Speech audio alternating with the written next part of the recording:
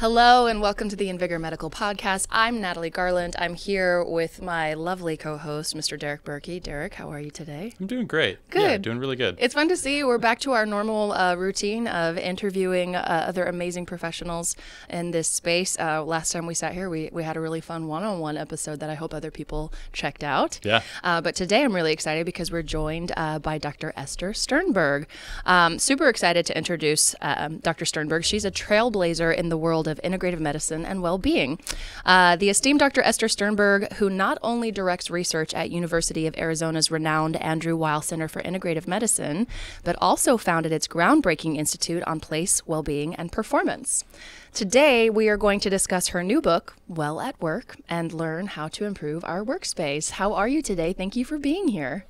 Thank you for having me. I'm doing great. Good. I appreciate the patience that you exhibited while we tried to work out technical difficulties, and I'm glad that you've been had your own experiences enough in podcasting to recognize that sometimes it's just the way it is. Our issue today was a new one we've never encountered, and we got it worked out. I like to say that, there's always technical difficulties and you never know what they are. But since my field is stress, it's always good to have a little example of something that stresses you before you have to talk. Oh, yeah. Perfect. Well, maybe the universe was just saying, well, this is well in line with what we're discussing today. So here you go, everyone. That's right. That's Great. Right. Okay, so I'm really excited to discuss your book, Well at Work. And we always start our episodes trying to get a little background on our guest. And I would love to hear your background, but specifically, I know Well at Work is just one of many feathers in your cap and your career and all of your higher learning and all of the education and speaking that you do. And so I'd love for our listeners to get an idea of why Well at Work is a topic that they could and should be interested in and what they might gain from it. And I feel like we'll understand that a bit as we understand you and what you've studied and what you've learned and why you think this topic is something that the world should know about. Well, the book is Well at Work, Creating Well-Being in Any Workspace. And that's the crucial piece. Since COVID, everybody became aware of how the indoor environment could transmit viral infections through the ventilation system. And the interest in healthy indoor environments really exponentially peaked. Of course. After COVID, during COVID, and certainly still, there's a huge demand for healthy workplaces, for healthy living spaces, for healthy learning spaces. And the point that I make in the book, and the important point to remember, is that health is much more than what you're exposed to. So whether you get a viral infection depends on the dose of the virus to which you're exposed, the duration of exposure, but importantly, your own resilience. Right. And that's what I talk about in the book. And how do you get to be resilient? You can limit the amount of virus you're exposed to through the ventilation system. You have frequent air turnover, fresh air. That's why everybody was sitting outside eating in the cold during COVID. Remember those days? So that's diluting the virus, filtration, and everybody knows now what a MERV 13 filter is, right? And you put it on. So that's important, masking, distancing. But whether you get sick and how sick you get depends on your resilience. And how you enhance your resilience is through integrative health.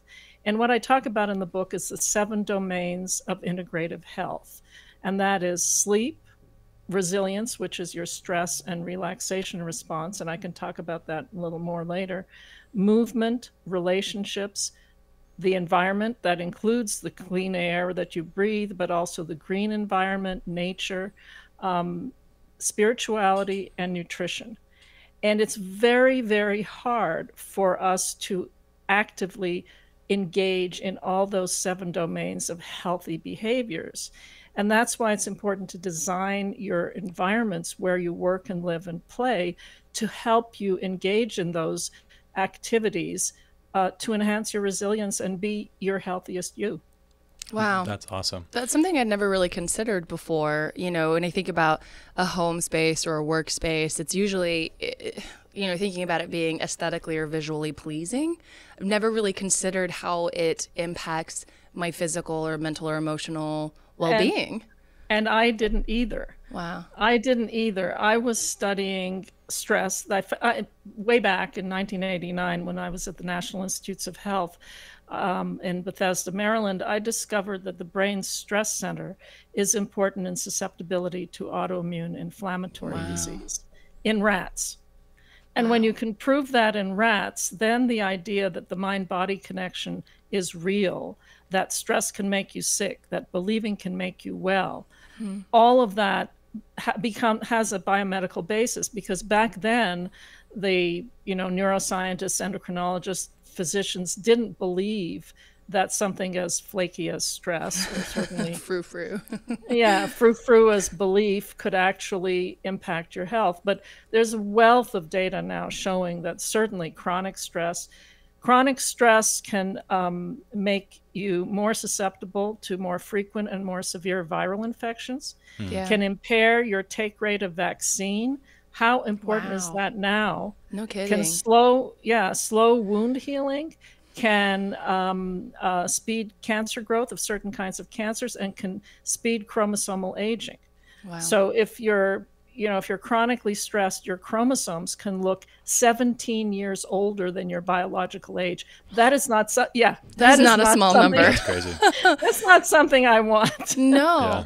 Well, and you mentioned just for a moment, in 1989 and this other place you were. So let's just take a minute and understand. I want our listeners to understand your history, and I would love to have a better understanding as well, because it sounds like this is really fascinating research in your book. And I'm already a little bit like, wow, these are things I've never considered. So tell us about the path that led you here and why you were like, this is a book that needs to be written.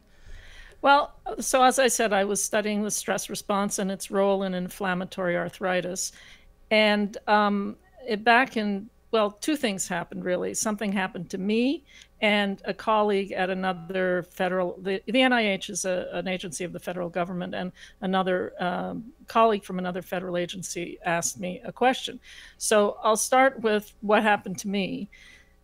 About 9 years after I discovered that about the brain's stress center and arthritis, I went through a period of extreme stress in my life. My mother was dying of cancer. I was a long-distance caregiver. I was going through a lot of stress at work, testifying to Congress on a rather contentious issue, which, as you can imagine, is somewhat stressful. I can only imagine. Yeah, interacting with the government in any capacity can be stressful, no doubt. Well, it was worse because I was the target of the third largest petrochemical company in Japan. Oh my goodness. Oh my goodness. Oh my goodness. My research at NIH proved that they were guilty of causing an epidemic related to a food supplement, and they were being sued for about $2 billion in 1989. That's huge. Well, so I'm just going to earmark you for another podcast episode about some of your other research, because I'm like taking notes. What else? Can we more questions? But we can stay on topic for now. But that's incredibly interesting. Yeah. So I was stressed. Let's put it that way. Yes. Put it mildly. Yeah. So and I developed inflammatory arthritis. Wow. The very thing you'd been studying.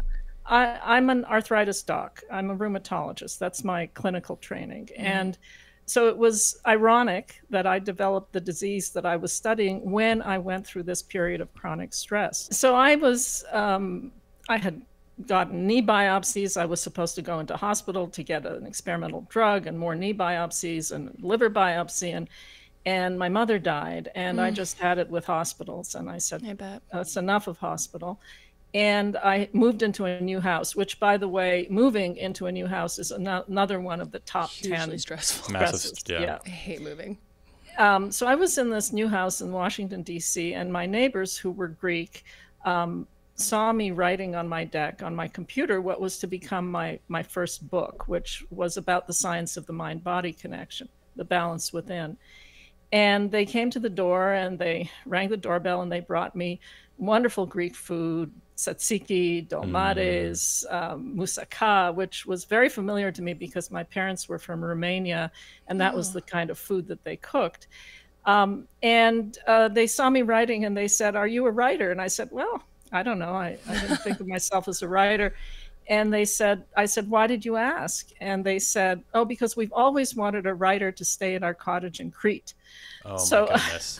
Like, seriously, like, how do you land such a perfect gig? Like, that's amazing. Like, it's like they bring you Greek food. Yes. You're making me hungry. And then you're like, and then they get like, oh, come stay at my cottage in Greece. I'm like, oh my gosh, you scored the neighbor jackpot. I was just trying to be humble. I am a writer. I just didn't want to come on too strong.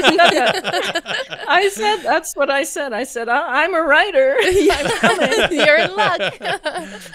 And so I went with them, and I was there only about 10 days or 2 weeks. But what I didn't realize, well, I had an aha moment when I was there because I started to feel so much better.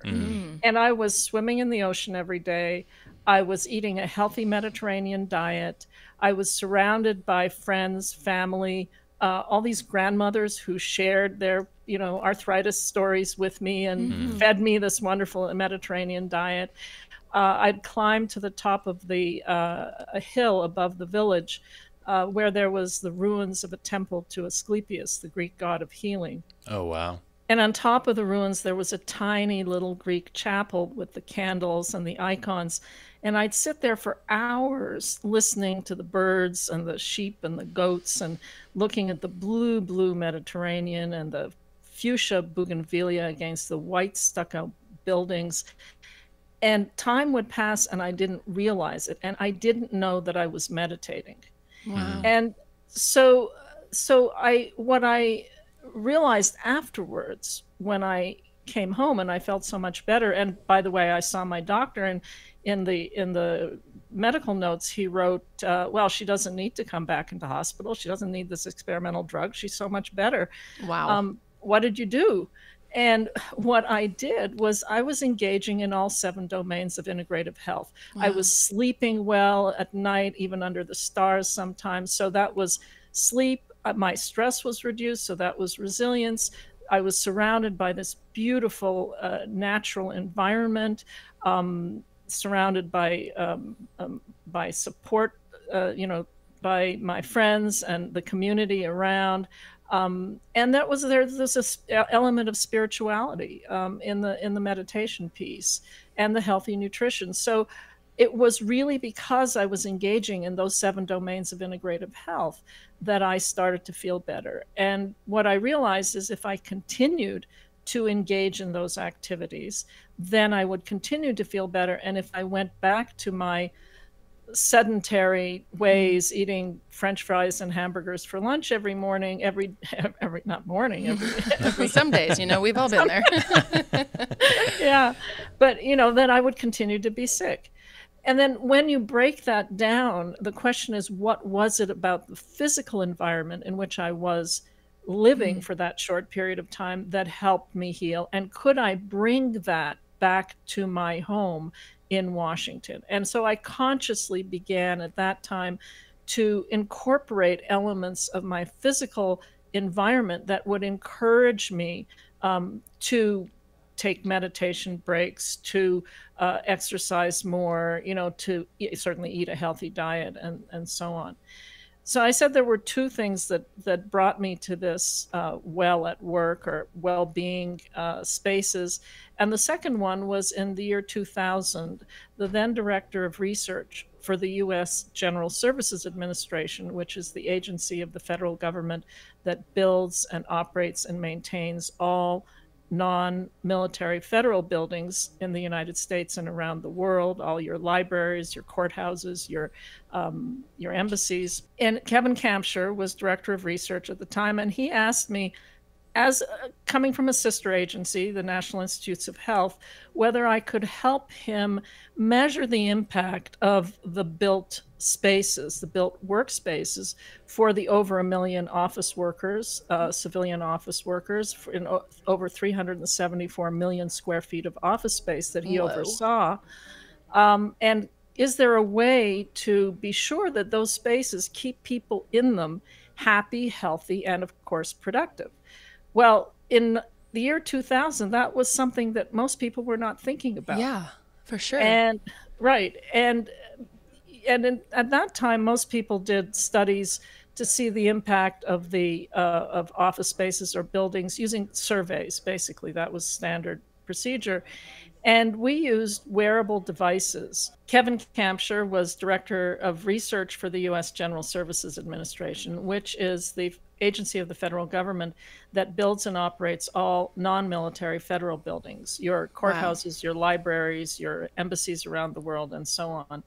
And Kevin knew I was studying stress at the National Institutes of Health, a sister agency, and he asked me if I could help him to measure the impacts of the over 370 million square feet of office space that he oversaw for the over 1 million office workers in the civilian office Just a small workforce. ask. Yeah. Just a little, can you help with just this one little thing for me? Right. Well, we weren't going to measure all of them, but he wanted to know, he wanted a quantitative way to measure the impact of these spaces so he could design and operate spaces to keep people in them happy, healthy, and productive. I love that. And up until then, most ways that architects and design professionals would measure the impacts of their space on people was with surveys. And what we did is we used wearable devices to measure the impact of the office spaces, first on about 70 office workers in a building in Denver that was being retrofitted. And in those days, you know, I'm wearing this ring here. I'm sure you're probably wearing some kind of device that's reading something that's going on inside of your body. My watch that's tracking my steps. Your watch, and exactly. Well, in those days, the wearable device for heart rate variability, which is the stress response, and also your posture, and was about this size. Wow. Okay. Oh, wow. We've come a long way, folks. Yes. A water glass for those people who are listening. And they had wires that attached to your chest and were glued onto your chest. And so we had the office workers wear these things for 2.5 days. And we tried them beforehand to make sure that it wasn't too arduous. But I can tell you 2.5 days is about as much as you can handle. Yeah, I bet. And what we found, and I was really surprised. I, in retrospect, don't know why I was surprised, but we found that the people in the old office space, in the legacy space before it was retrofitted, which had 6-foot-high wall cubicles, it was dark, no views to the outside. It was musty. There was high mechanical noise, poor airflow. Those people were significantly more stressed than the people in the light and airy space that had good airflow and beautiful views and sunny morning light and open office design. And the stress response, and when I say stress, they didn't know they were stressed. When we asked them, were you stressed? They were not aware of it. Not aware. But their physiological stress response was like their heart rate. Their heart rate variability and was significantly higher in the old space than in the new space.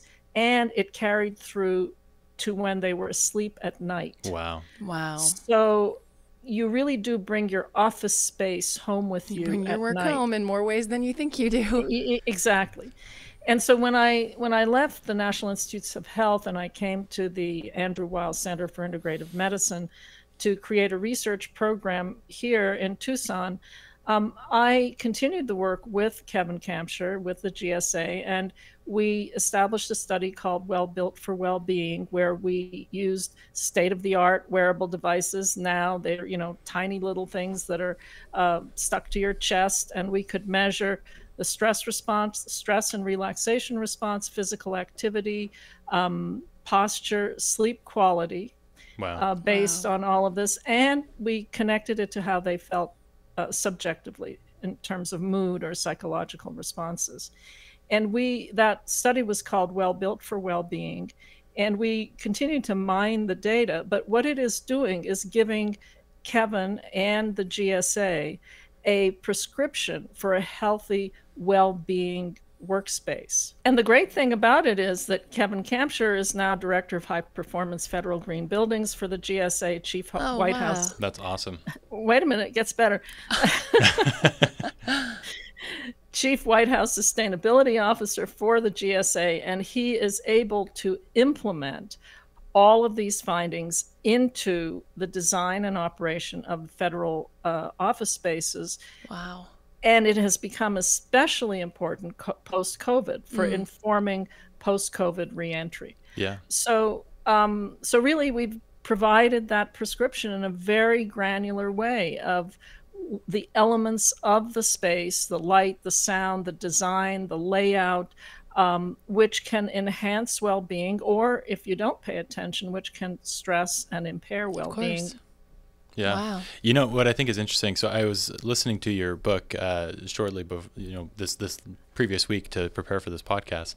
Thank you. Of course, yeah, it's really well written, and I've been enjoying it so far. But I was when I was listening to the introduction, I know that you really talked a lot about the impact of the COVID epidemic on all these things. You talked about the 2008. You told that story about the conference with all those architects, and but the one thing that really stuck out to me was back in the early 1900s when the polio epidemic was a thing, and people would go to these resorts, or what were they called? I'm trying to remember off the top of my head. But you're talking the tuberculosis sanatoriums. Yes, and that there was a ton of benefit that came from that, but that essentially at a certain point that kind of went away when the vaccines were created, and it's like, well, now we have the cure. And honestly, when I heard that, I thought it was so indicative of just like how we are as a society, where it's like, hey, here's this overall holistic way that you can treat this, and it's actually going to make you feel better overall. But people are like, yeah, whatever. I just want to get better right now.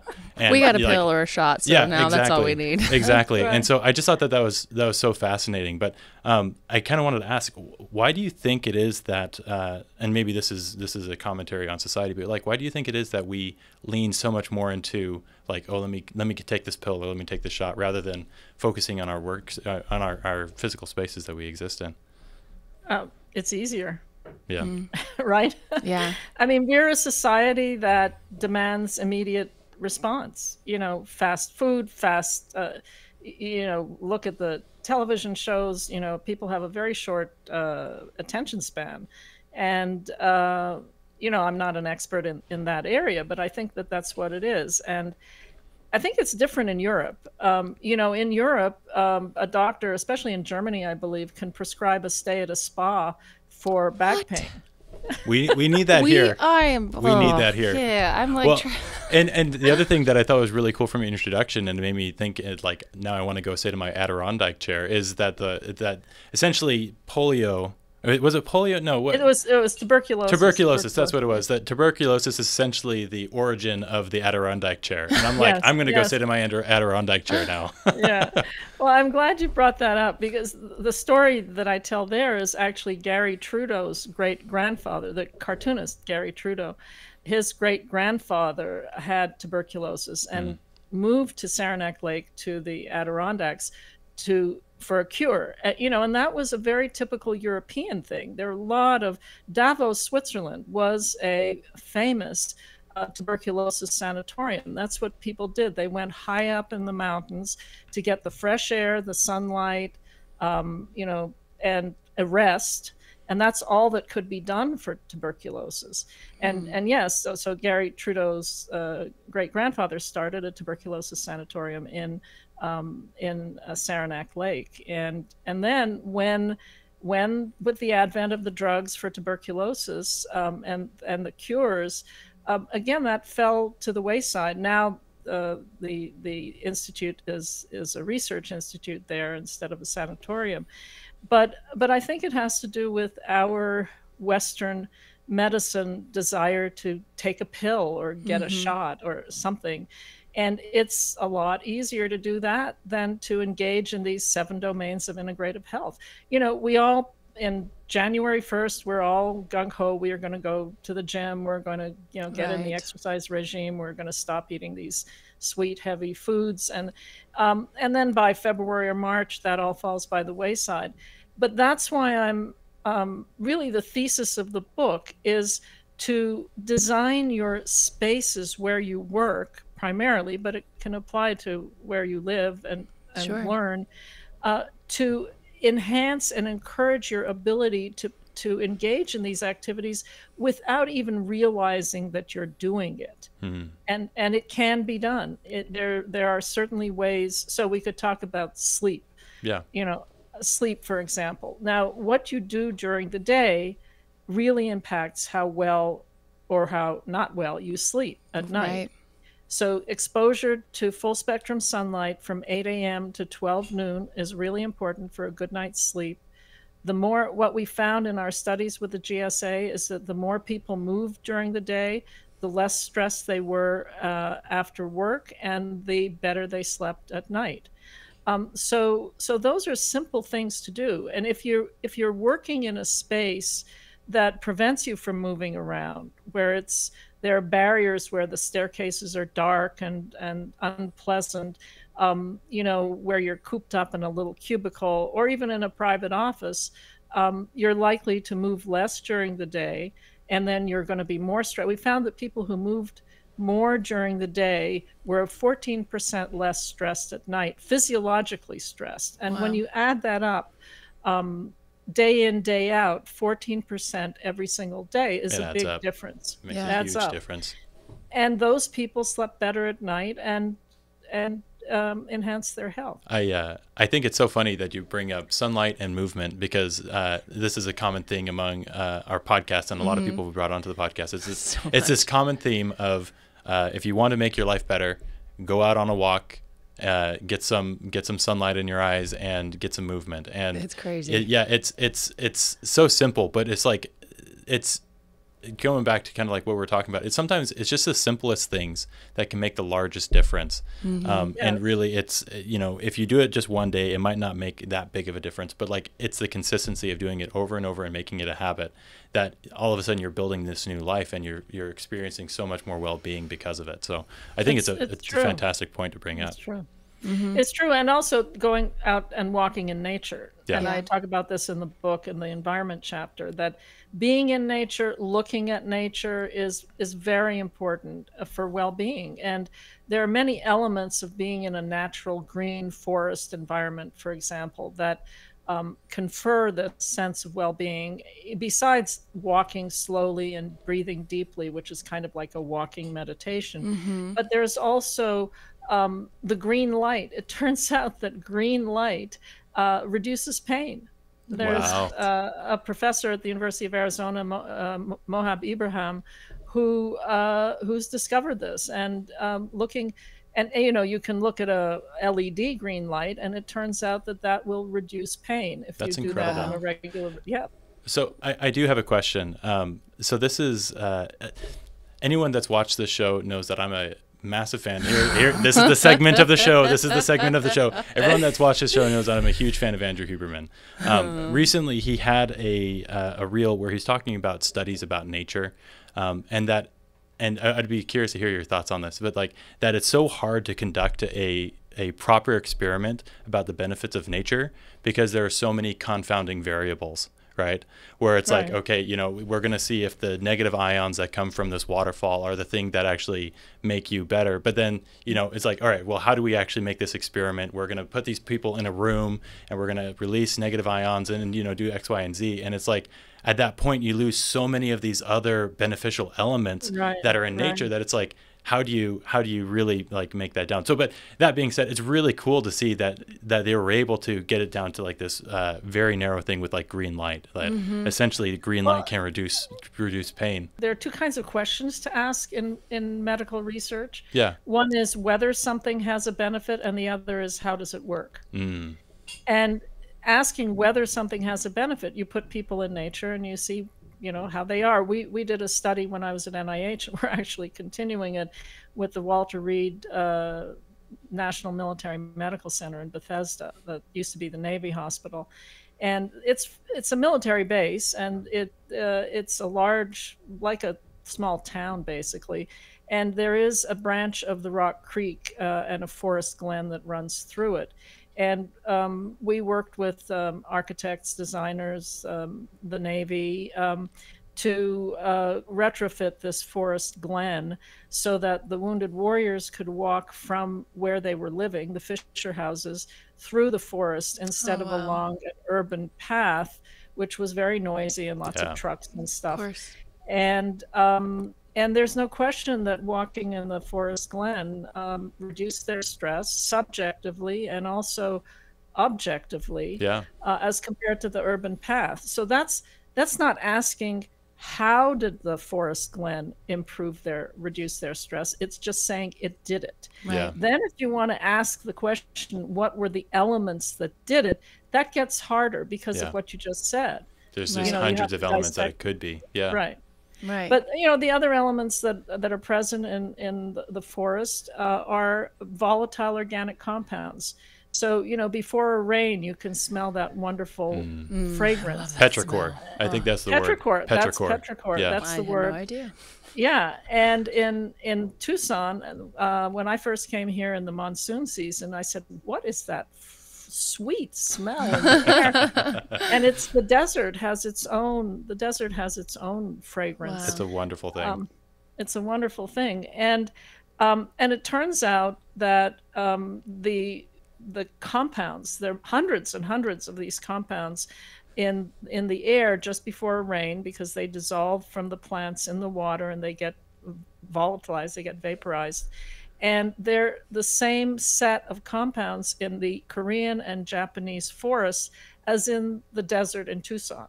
Wow. And in Japan and Korea, there's a tradition called forest bathing, which doesn't mean you're taking a bath in the forest. It means you're taking a walk and slowly inhaling and breathing deeply and being present. And probably the fact that there are these organic compounds that we know have beneficial effects on mood, on inflammation, and on stress is helping you to feel better as well. So you have the light, you also have the sounds, you have the birds chirping and nature sounds, which are calming and can help you sleep. Yeah. I remember when I heard some research just earlier this year about just the effect of listening to birdsong and how it could boost your mood up to 8 hours. And up until that time, as soon as there was warm weather, I'd always be on my back patio to start my morning. It's one of my favorite spaces still. It's talking about the version of Adirondack chair. Yeah. My version of that is my hammock chair. Oh, yeah. With the wheat field behind me and the view to the west.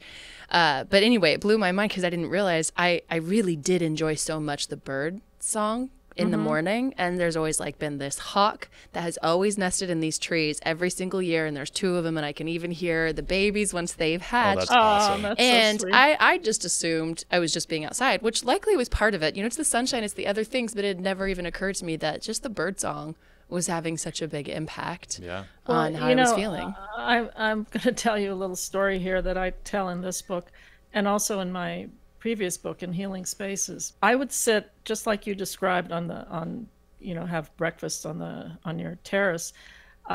When I was a child, my father used to love to have breakfast on the terrace in Montreal. We were I love that. in Montreal, and when not during the winter, but when the weather was fine, every morning we would sit and he'd have his coffee, and I'd be getting ready for school and having breakfast.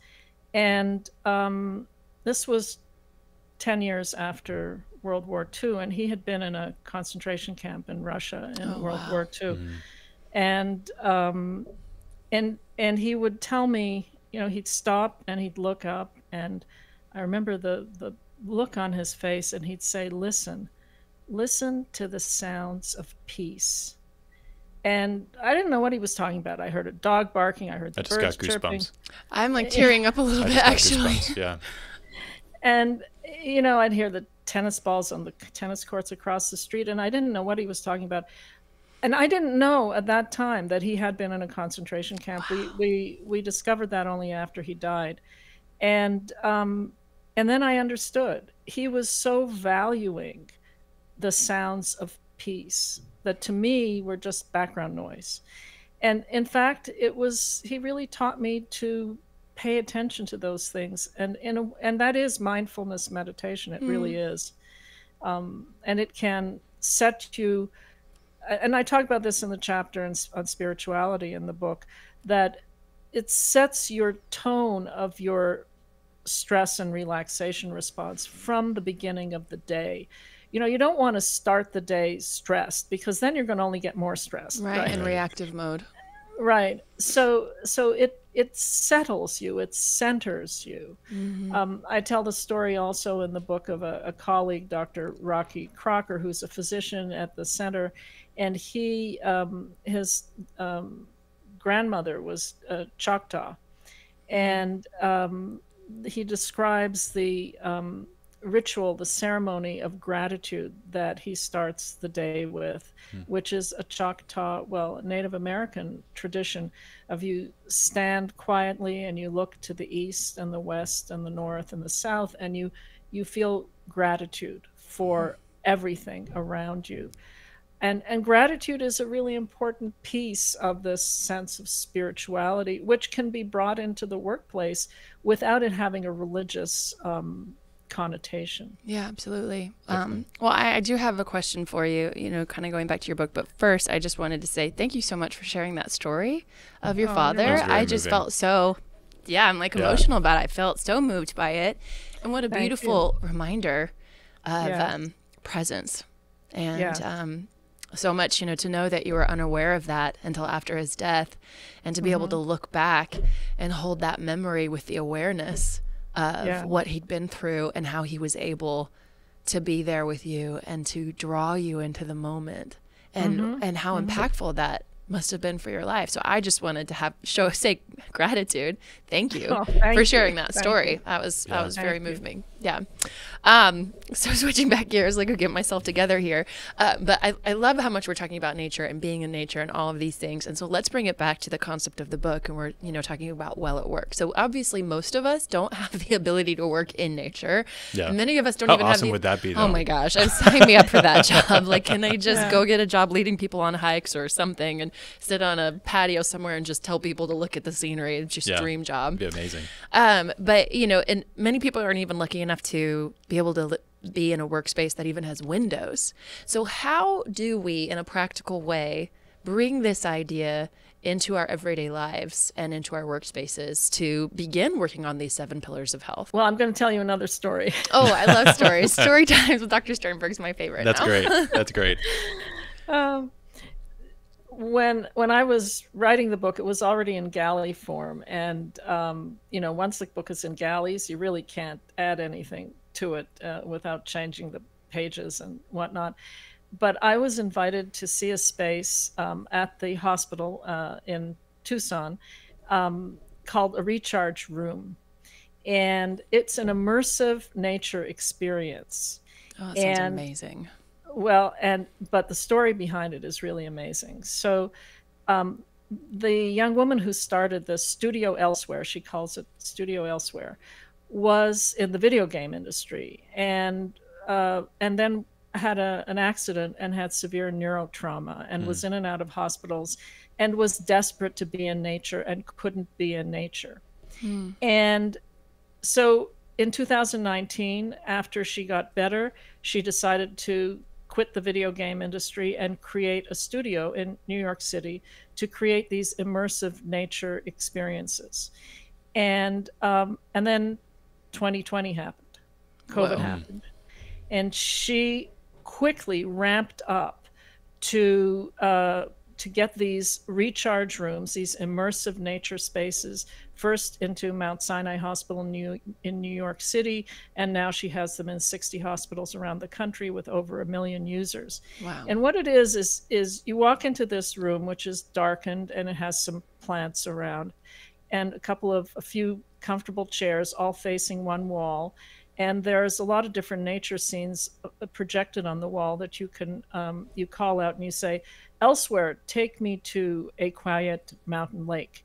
Wow. And all of a sudden, the whole wall becomes this quiet mountain lake, and you see the water lapping, and you hear the lapping, and you hear the birds, and in some cases, she has music.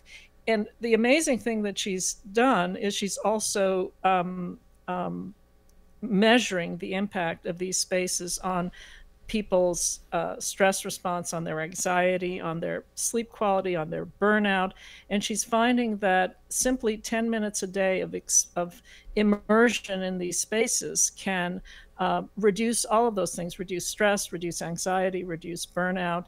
And Morel Phillips is her name. And it's really quite remarkable. It's sort of like Disneyland, right? You go into these, but it is a space where people can go to overcome the extreme stresses of the day. And she really made them accessible, not only for the doctors and physicians and the patients, but everybody in the hospital staff, from the facilities people, from the cleaning staff and so on, all the way up. And it also creates a sense of community. So yes, there are ways to bring nature in, even if you can't go out into nature. In a practical way for someone listening, maybe who now works at home after COVID, because obviously so many people's jobs changed and began working from home. So this is kind of a two-parter question. Yeah. How can someone at home try to bring nature into their workspace? And then also, how can someone who's working at home keep a line from working at home? It's home, but it's also work, because I know that's something that a lot of people, I have the ability to work from home when needed, and that's something that I struggle with too. And there was a time where I was self-employed and I was working from home all the time, and it was difficult in some ways, because I always felt like I could be working if I was there. Then maybe I should, if I could be, then maybe I should be, so that's a two-parter. How can we bring nature into our workspaces at home? And then what's the best way to separate work from home? And also, how important is it that we do that? Okay, so I'm going to start with your first question, because we were talking about nature before. Certainly you can bring bits of nature in. So, when I came back from Greece, I purposefully put pots on my deck of herbs and jasmine, because it reminded me of the fresh smell of oranges and citrus. And so you can put plants around. If you don't have the ability to go outside, if you live in a space where you don't have a balcony, that speaks to also the importance of thinking not only about the individual room where you're working in, or the space, but more at the urban planning level. Why these small parks or small green spaces are so important. If your organization where you work has the luxury to have space around it that can be landscape, that's really important. At the new Andrew Weil Center for Integrative Medicine, we're going to have we have a new building that's almost done, and we're going to have landscape desert gardens where people can walk outside. But there's a lot of attention now in cities to putting in micro parks. I describe an organization called Nature Sacred that builds healing sacred gardens in underserved areas and areas devastated by tornadoes and floods and so on. And those spaces are really important for people to be able to get up and go and walk to. And you get the benefit of walking, and you get the benefit of being in nature. You can certainly have pictures of nature, but again, if you have just one element, looking at a view, that's great. That turns on a part of your brain that's rich in endorphins. I did this, and I did a PBS television special where I was the guinea pig, and I was in a brain scanner. And when I was looking at views of nature, that part of my brain turned on, and it was really cool to see. Cool. Yeah, I bet.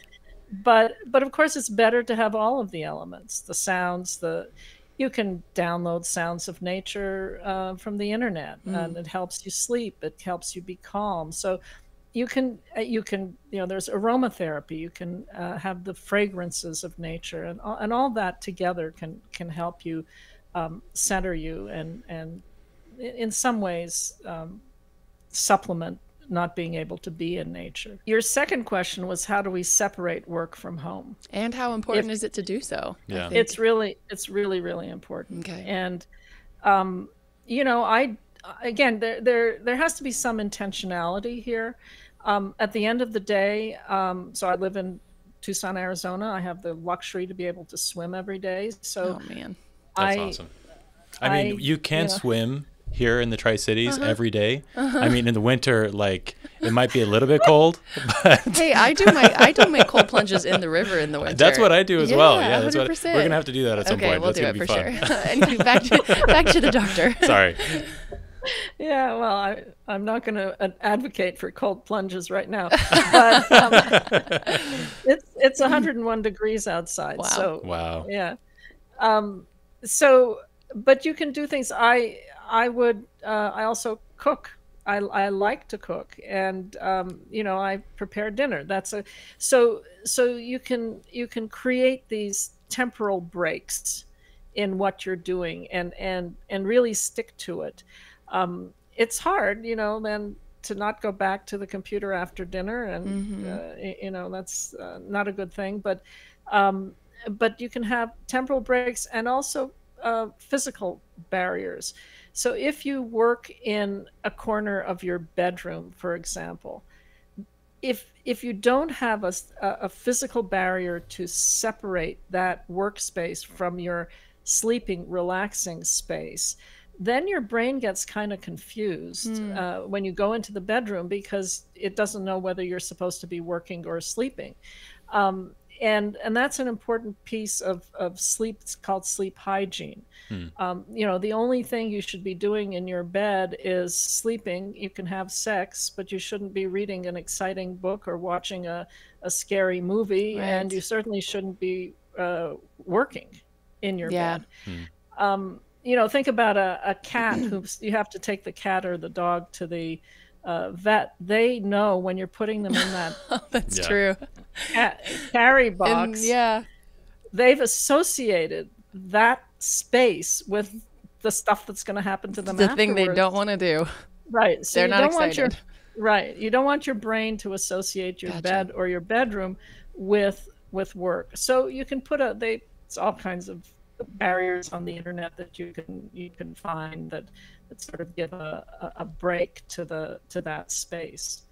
Well, I'm wondering, as you're talking, thinking about, for people that work at home and how to create kind of that break at the end of the workday, it made me start thinking about, I was listening to another podcast this year that was talking about relationship with drinking, and because we're seeing a lot more of like a sobriety movement. I think, at least I'm witnessing this, I've seen that as well. and being mindful of that. And so anyway, it was an interesting conversation around like people wondering like, am I an alcoholic, or, what are my triggers, et cetera. And I love the way this woman described it when she was talking to the host, because the host was saying, I get home from work and I want to make a gin and tonic. That's just what I do. And so I'm wondering, is it, I have to have this gin and tonic every day. And by walking through it, the guest was saying, what I'm seeing is that is not about the alcohol or the buzz for you.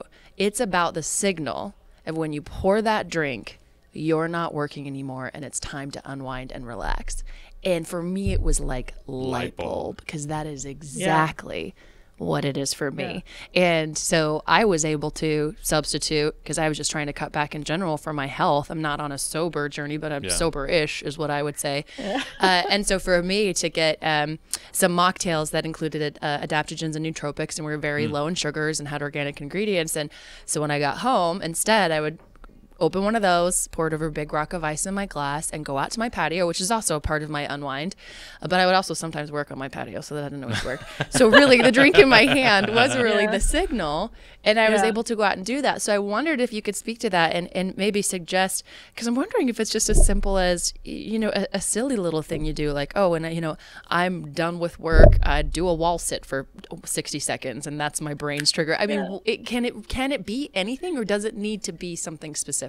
Well, I talk in the book, in the spirituality chapter, I talk about rituals. And these are rituals. Yeah. And rituals can certainly calm.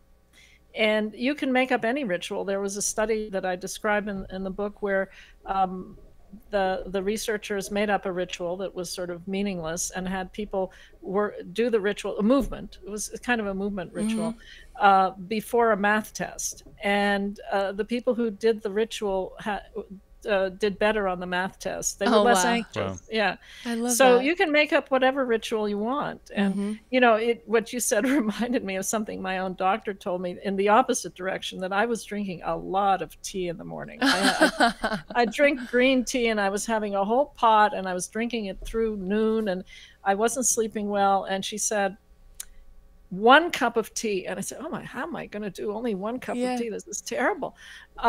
So I cut down to, I have to say, I hope my doctor isn't listening, to 1.5 cups. Hey, that's progress. That's in the right direction. Yeah. And then I switched to hot water in the same cup. And I can drink that hot water through, you know, noon, 1 p.m., 2 p.m. And it's the same as what you described. It's the ritual that helps either keep you alert or, in your case, sort of calm you. Yeah. Wow, that's crazy. I'm going to be honest. This whole conversation I'm not even sure what I expected, but it's just gone well beyond whatever expectations I had. And I feel like I could just go down so many rabbit holes. Well, like, okay, so I know we're probably going to be wrapping up here pretty soon. That's what I'm thinking. I'm like, what else do we want to make sure we get in before we wrap up? I did have one question, because like when you hear about you know, workspace and modifying the environments that you're in, one of the things that popped into my mind was the concept of Feng Shui. You know, it's like it's this very kind of ancient tradition. And actually there's this one guy on YouTube that I watch. He does like these 30-second clips where he's like, basically takes the layout of the room and he's like, don't do it like this, do it like this. I'm like, oh, why does that make so much sense? You know, like there's all these things that he's like, he just does it real quick. And he's like, yeah, that's amazing. But like, what's your take on Feng Shui? Well, so I'll tell you that my previous book, Healing Spaces, was translated into Chinese, and the title of the book is Feng Shui. Wow. Oh, wow. Okay. That's cool. That's awesome.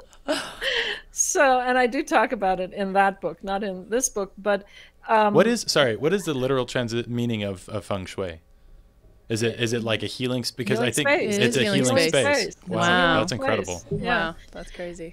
You know, and some of the elements of Feng Shui really fit with the neurobiology of designing space for wellness. And you know, in the studies with the GSA, we found that the layout of the office space did really make a difference.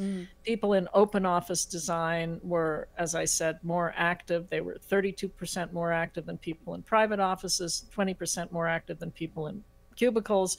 The people who were more active during the day were 14% less stressed at night, and they slept better at night, and they were less fatigued the next day.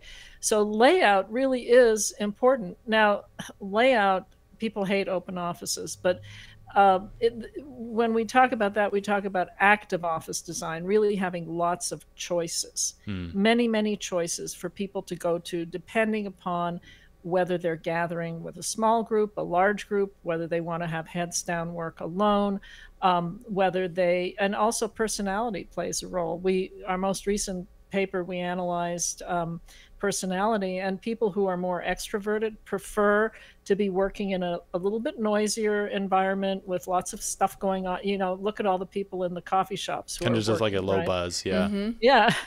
And people who are a little more introverted are more focused and prefer being in a quieter space.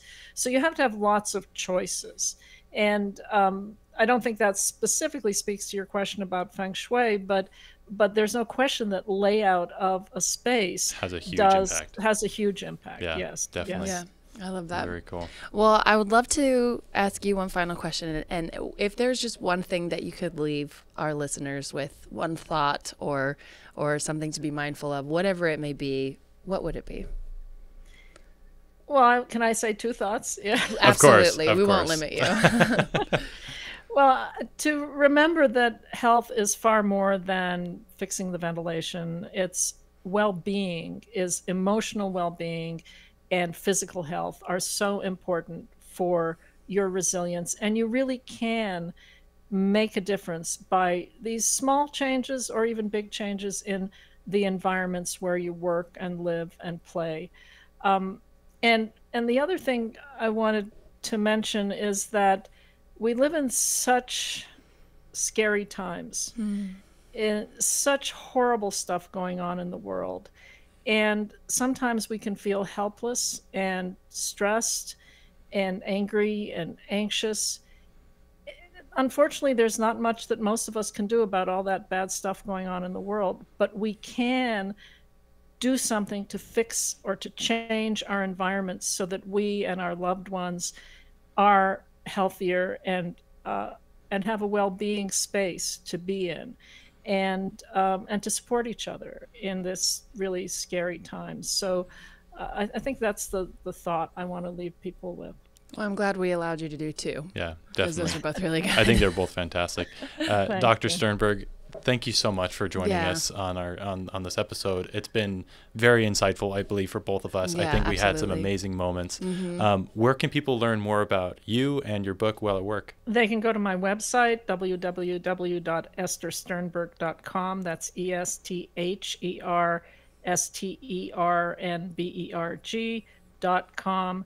And they can purchase the book, Well at Work, Creating Wellbeing in Any Workspace, on any platform which you can access online or in your local bookstore. And it's been really a pleasure. It's been a great fun having this talk with you. Oh, thank you. It's been fantastic. I'm so glad. And we'll be sure to link everything in the show notes for everyone and where to find Dr. Sternberg.